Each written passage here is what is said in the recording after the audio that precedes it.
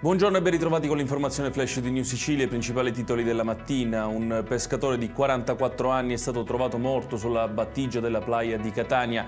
L'uomo, che risultava disperso da ieri, sarebbe caduto in mare o sarebbe stato travolto da un'onda anomala mentre era intento a pescare dagli scogli del lungomare Etneo nella zona di Ognina. Un bambino di 4 anni e sua madre sono stati ricoverati all'ospedale San Giovanni di Dio di Agrigento dopo essere stati azzannati dal cane di famiglia. L'aggressione è avvenuta in una casa di campagna ad Aragona, nell'Agrigentino.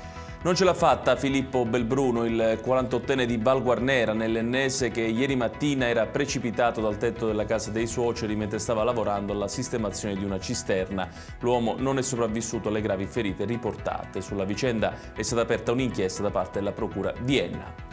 Roberto Albergoni, direttore generale della Fondazione Agrigento 2025, ha lasciato il suo incarico. Le dimissioni di Albergoni seguono quelle dello scorso gennaio del presidente della Fondazione, il professore Giacomo Minio, dopo una serie di polemiche sulla gestione dell'evento Agrigento Capitale della Cultura 2025. Infine sono diventate definitive le condanne per 5 dei 6 imputati coinvolti nello stupro di gruppo avvenuto al cantiere abbandonato del Foro Italico a Palermo. Soltanto uno dei condannati, infatti, ha deciso di fare ricorso in appello. Ed è tutto per questa edizione. Tutti i dettagli su queste notizie li trovate come sempre sul nostro sito www.newsicilia.it. Grazie per averci seguito e buon proseguimento di giornata.